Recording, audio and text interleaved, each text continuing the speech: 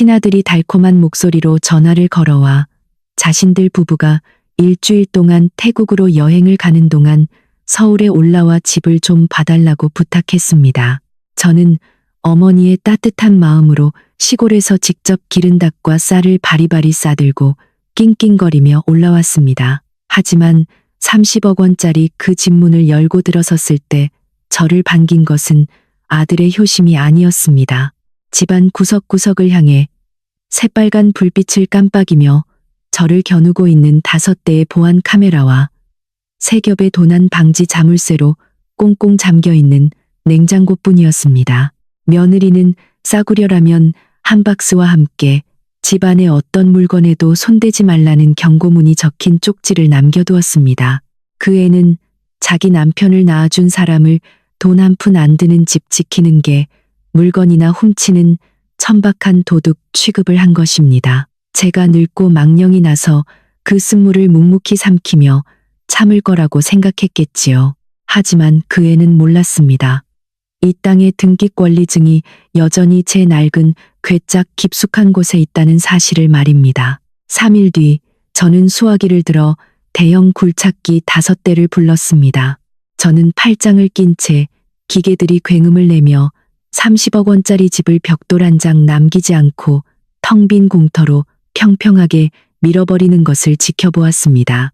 일주일 뒤 명품 캐리어를 끌고 돌아온 아들 부부는 건축 폐기물 더미 한가운데 서서 미친 듯이 울부짖었습니다. 제 휴대폰에는 99통의 부재중 전화가 찍혀 있었습니다. 멍청하면 죽어야지. 어머니의 자존심을 함부로 짓밟아서는 안 되는 법입니다. 왜냐하면 그 대가는 모든 것을 잃는 처절한 파멸일 테니까요. 제 이름은 선희이고 올해 62살입니다. 부모님께서 지어주신 이름처럼 한평생 착하고 평온하게 살기를 바랐지만 과부가 된 제 삶은 폭풍우와 맞서 싸우며 이를 악물고 버텨야 했던 고단한 나날들이었습니다. 제 남편은 건설 현장에서 일하다 불의의 사고로 목숨을 잃었습니다.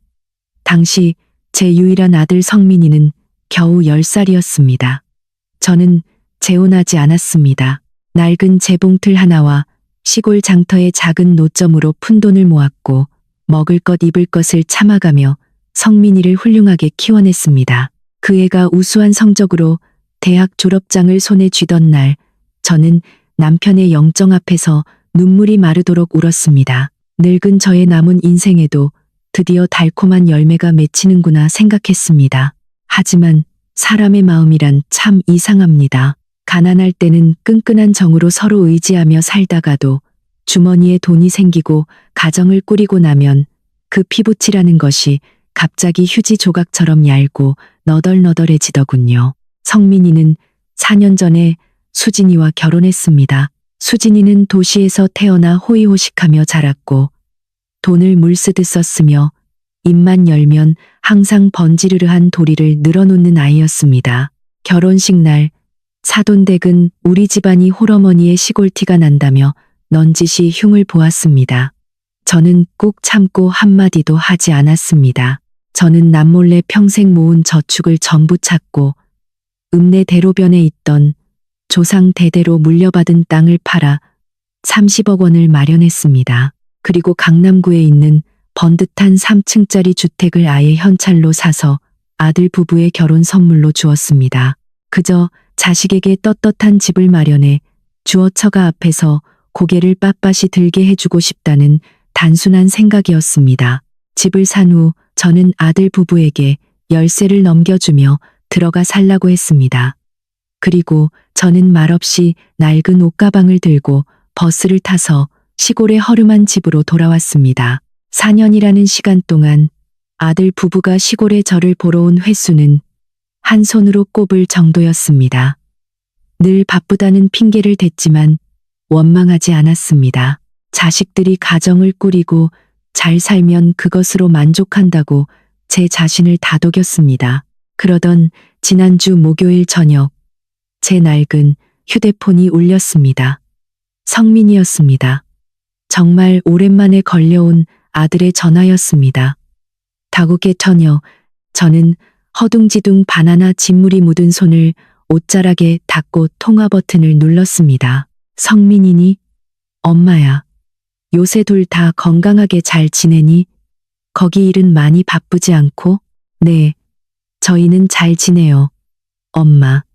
다름이 아니라요.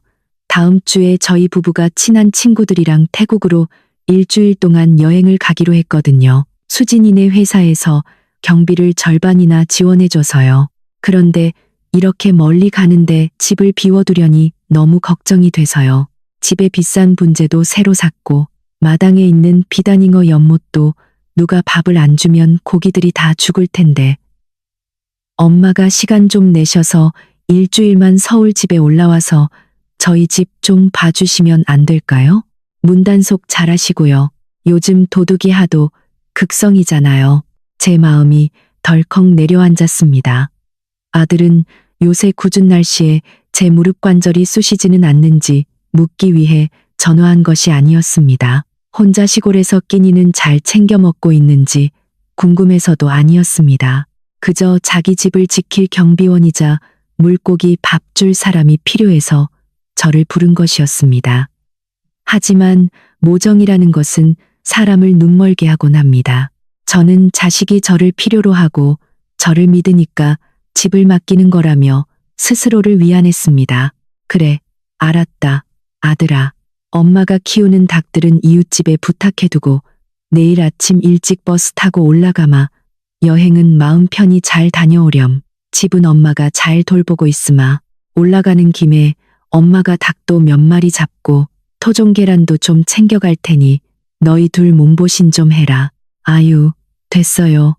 엄마, 그냥 빈손으로 오세요. 수진이가 입맛이 까다롭잖아요. 시골에서 가져온 건 위생적이지 않다고 또 싫어할 거예요. 터미널에 도착하시면 그냥 택시 타고 집으로 오세요. 저희는 내일 아침 일찍 공항에 가야 해서 엄마를 데리러 갈 시간이 없어요. 짐 열쇠는 대문 앞 화분 밑에 숨겨둘 테니까 그거 찾아서 들어가시면 돼요. 뚜, 건조한 통화 연결음이 울렸습니다. 저는 까맣게 꺼진 휴대폰 화면을 멍하니 바라보았습니다. 서운하기도 하고 마음이 아팠지만 이내 허둥지둥 마당으로 나갔습니다. 그날 밤 저는 뜬 눈으로 밤을 새웠습니다. 닭장에 가서 가장 통통한 암탉 2마리를 잡아 직접 피를 빼고 내장을 깨끗이 씻은 뒤 굵은 소금으로 노랗게 문질러 닦았습니다. 갓 낳은 토종 계란도 하나하나 주워 담고 텃밭에서 채소도 캐서 조심스럽게 비닐봉지에 쌌습니다. 며느리가 싫어하든 말든 저는 제 아들이 안쓰러웠습니다. 서울 음식은 온통 화학 첨가물 투성이일 텐데 어찌 늙은 어미가 준비한 깨끗한 시골 음식에 비할 수 있겠습니까? 새벽 5시, 아직 날이 채 밝지 않아 안개가 자욱한 길을 나섰습니다. 저는 무거운 커다란 짐보따리 2개를 낑낑대며 들고 국도변까지 걸어가 버스를 탔습니다. 100km 가까운 거리를 덜컹거리는 버스를 타고 가자니 늙은 허리가 쑤셔왔습니다. 아침 9시가 넘어 저는 으리으리한 3층 집 대문 앞에 섰습니다. 굳게 닫힌 문 앞에서 쪼그려 앉아 화분 밑을 더듬으며 열쇠를 찾느라 이마에 땀이 송글송글 맺혔습니다. 작은 문을 열고 무거운 짐을 든 채 마당으로 들어섰습니다. 집안은 고요하고 썰렁했습니다. 아들 부부는 아침 일찍 이미 공항으로 떠난 뒤였습니다. 저는 현관문을 열고 거실로 들어가 반짝이는 대리석 바닥 위에 무거운 짐보따리를 내려놓았습니다. 숨을 헐떡이며 쑤시는 허리를 주먹으로 통통 두드렸습니다. 물 한 잔 마시려고 고개를 든 순간 서늘한 기운이 등골을 타고 흘렀습니다. 거실 텔레비전 선반 위쪽 천장 구석에 커다란 보안 카메라가 새빨간 불빛을 깜빡이고 있었습니다. 그 렌즈는 제가 서 있는 곳을 정확히 겨누고 있었습니다. 저는 깜짝 놀라 한 발짝 뒤로 물러났고 무심코 계단 쪽을 쳐다보니 그곳에도 카메라가 또 한 대 있었습니다. 저는 서둘러 주방으로 갔습니다. 주방 천장에도 3번째 카메라가, 뒷마당으로 이어지는 복도에도 4번째 카메라가 있었습니다. 그리고 이 잔인함의 절정은 1층에 있는 손님용 방, 즉 성민이가 저더러 자라고 했던 방문 앞에 설치된 작은 카메라였습니다. 5대의 카메라. 5개의 눈먼 눈동자가 내가 내 돈 주고 산 이 집 안에서 나의 일거수일투족을 사각지대 없이 냉혹하게 감시하고 있었습니다. 저는 심장이 쥐어짜이는 듯한 고통을 느끼며 거실 한가운데 우두커니 섰습니다. 그 애들이 도둑을 겁낸다고요? 도둑이 무서우면 대문이나 현관 밖에만 카메라를 설치했겠지요. 주방과 거실, 그리고 침실문 앞까지 카메라를 설치했다는 것은 안에 있는 사람을 감시하겠다는 뜻이었습니다. 그들은 저를 감시하고 있었습니다. 그들은 저를 엄격하게 경계해야 할 불순분자로 취급한 것입니다. 목구멍이 썼습니다. 아마 내가 너무 예민한 걸 거야. 요즘 젊은 애들은 여행 갈 때 안심하려고 카메라를 꼼꼼하게 설치하니까. 저는 스스로를 다독이며 더운 날씨에 음식이 상할까봐 닭고기와 채소가 든 봉지를 들고 주방 구석에 있는 비싼 대형 양문형 냉장고로 향했습니다. 하지만 제 손이 냉장고 문손잡이에 닿으려는 순간 저는 그 자리에 얼어붙고 말았습니다. 냉장고 양쪽 문은 굵은 쇠사슬로 칭칭 감겨 꽉 묶여 있었습니다. 그리고 그 쇠사슬에는 절단 방지용 큼직한 자물쇠 3개가 주렁주렁 매달려 있었습니다. 가족의 음식이 들어있는 냉장고가 바늘 구멍 하나 없이 꽁꽁 잠겨 있었던 것입니다. 창문 틈으로 들어오는 빛 사이로 저는 투명 테이프 위에 덧붙여진 노란색 포스트잇 한 장이 냉장고 정면에 반듯하게 붙어 있는 것을 보았습니다. 수진이, 그 잘난 며느리의 뾰족하고 오만한 글씨체가 선명하게 눈에 들어왔습니다. 저는 눈을 가늘게 뜨고 한 줄 한 줄 읽어 내려갔습니다. 글자 하나하나가 마치 인간의 존엄성과 자존심을 난도질하는 비수 같았습니다. 어머님, 집 보시면서 공용공간 위생에 각별히 신경 써주세요. 거실 바닥은 제가 방금 사람 불러서 광택낸 거니까 맨발로 다니시거나 진흙 묻은 신발 신고 들어오지 마세요. 냉장고에는 최고급 수입 식재료랑 산삼, 사프란, 최고급 한우가 들어있어요. 시골에서 오신 어머님이 보관법을 몰라서 망치실까봐 제가 미리 잠가뒀습니다. 어머님이 시골에서 가져오신 음식은 알아서 둘 곳을 찾아보시고 저희 집에 냄새 배지 않게 해주세요.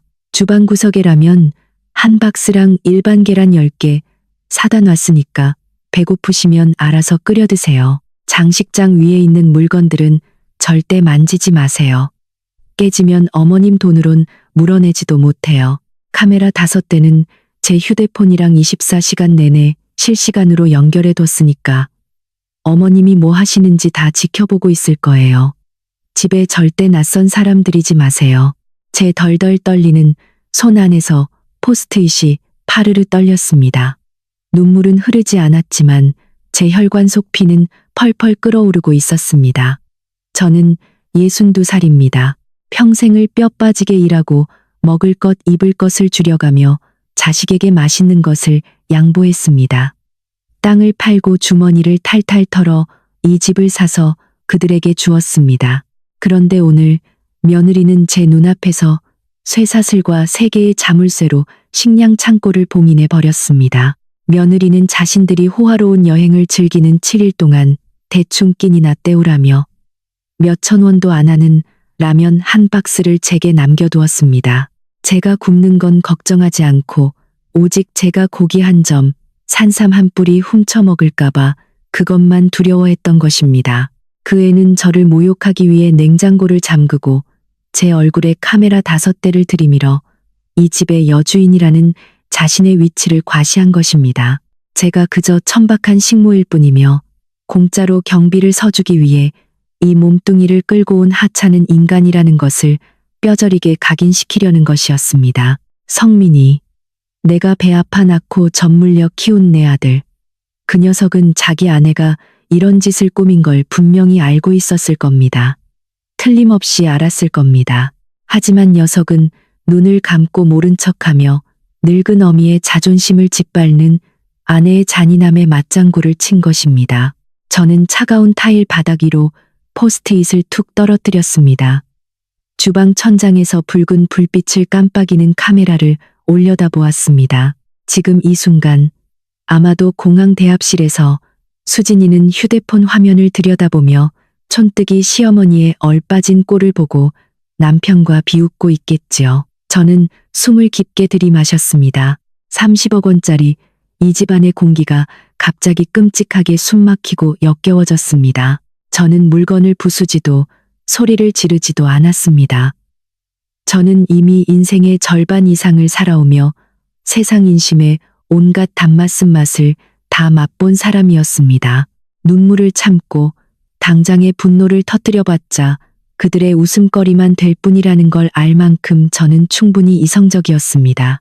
저는 천천히 허리를 굽혀 새벽 4시부터 내 손으로 정성껏 준비한 닭고기와 채소가 든 비닐봉지 2개를 집어들었습니다. 가장 순수한 사랑이 담겨 있던 그 물건들은 이제 가장 싸구려 취급을 받는 이녀물이 되었습니다. 저는 곧장 뒷문으로 걸어가 커다란 쓰레기통 뚜껑을 열고 그 음식들을 통째로 처박아 버렸습니다. 툭하는 둔탁한 소리가 울리며 제 마음속에 마지막으로 남아있던 한 줌의 핏줄에 정마저 완벽하게 끊어버렸습니다. 이 순간부터 성민이는 더 이상 내 아들이 아닙니다. 수진이 역시 단 한 번도 내 며느리일 자격이 없었습니다. 그들은 그저 내 것을 빼앗아간 강도들이며 다리 건너고 나면 다리를 부숴버리는 은혜를 원수로 갚는 배은망덕한 인간들일 뿐입니다. 그들이 내 집에 얹혀 사는 식충이 취급하며 고귀한 주인 행세하는 것을 즐긴다면 누가 이 땅의 진짜 주인인지 똑똑히 보여주겠습니다. 저는 거실에 있는 이탈리아산 수입 가죽 소파로 다가가 가장 위풍당당하고 차가운 자세로 털썩 주저앉았습니다. 카메라가 나를 똑바로 겨누고 있다는 걸 알았습니다. 저는 고개를 들어 그 영혼 없는 렌즈를 정면으로 응시하며 차갑고 경멸 어린 조소를 입가에 띄웠습니다. 냉장고 문이나 꽁꽁 잠가두고 여행이나 실컷 즐겨라, 얘들아. 하지만 왕과 왕비처럼 행세하는 그 시간도 이제 끝이란 걸 알아도. 왜냐하면 너희가 다시 돌아와 발을 디딜 때 너희를 맞이하는 건 온전한 집이 아닐 테니까. 이 게임의 주도권은 이제 내가 쥔다. 그리고 너희들의 결말은 그 어떤 비극 영화보다 처참할 거라고 이 엄마가 약속하마. 저는 주머니에서 구형 휴대폰을 꺼내 익숙한 번호를 눌렀습니다. 반대편에서 전화를 아주 빨리 받았습니다. 그는 제 오랜 친구이자 4년 전 이 땅과 집을 매입할 때 명예 이전 절차를 도와주었던 현우 변호사였습니다. 제 목소리는 한치의 떨림도 없이 차갑고 단호했습니다. 현우 변호사, 나 선이요. 이 도로의 18번지에 있는 그 집, 법적 서류 전체를 다시 한번 확인해 주시오. 등기권리증 원본이 지금 내 이름, 선이 단독 명의로 되어 있는 거 맞지요? 나를 위해 법적 절차를 좀 준비해 주시오. 나 이 집 전체를 다 부숴버릴 거요. 지금 당장 벽돌 한 장 남기지 않고 모조리 철거할 겁니다. 3일 안에 대형 굴착기를 불러서 완전히 밀어버릴 생각이요. 누가 이 일을 제기하면 그 등기권리증과 합법적인 소유권 증명서를 보여주시오. 전화기 너머에서 현우 변호사는 몇 초간 말문이 막힌 듯 더듬거리며 말했습니다. 선희 누님. 지금 농담하시는 거 아니죠? 그 집이 얼마나 튼튼하게 잘 지어진 집인데요. 지금 시세로 땅값이랑 집값 합치면 40억 원은 훌쩍 넘어요. 성민이 부부도 잘 살고 있잖아요. 그런데 갑자기 왜 그걸 밀어버리겠다는 겁니까? 조카들이랑 무슨 안 좋은 일이라도 있으셨어요? 일단 진정하세요. 그 큰 재산을 부수면 그냥 건축 폐기물 더미가 될 뿐이잖아요. 저는 씁쓸하게 헛웃음을 텄듯